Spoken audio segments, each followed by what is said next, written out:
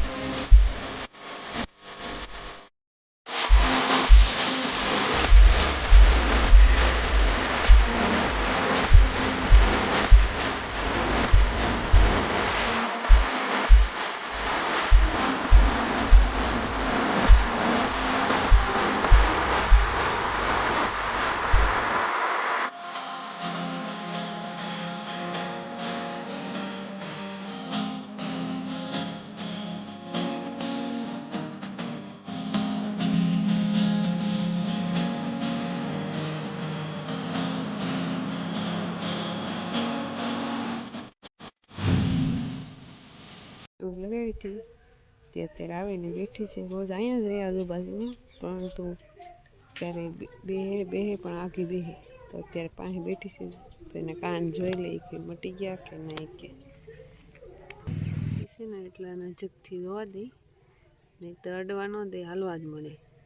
એને ખવડાવીએ અને ફોલાવી તો કદાચ ટ્યુબ લગાડવા દે. ઘણી રાહત થઈ ગઈ છે. થોડાક રહ્યા છે, પાછી ટ્યુબ લગાડી દેવું આજ. અને ખાલી એક જ વાર ટ્યુબ લગાડી અને કૂતરાને ખાલી બચાવી તો એ હવે અહીંથી જાતી જ નથી. અહીંયા જ રહી છે. થોડું ઘણું પાણી આપીએ ને ખાઈ આવવાનું આપીએ એટલે ખાઈ લઈ, પી લઈ એ બેઠી રહી.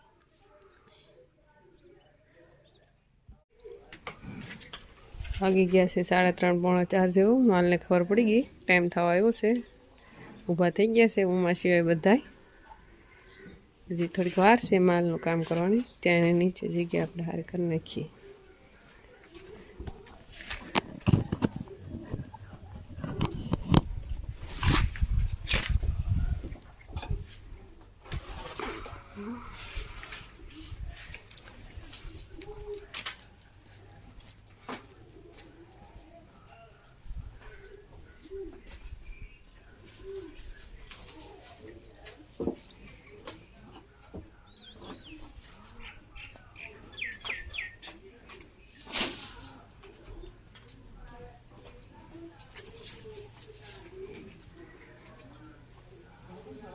પડશે ને કે અમારી નહીં એટલે આ બોયાનું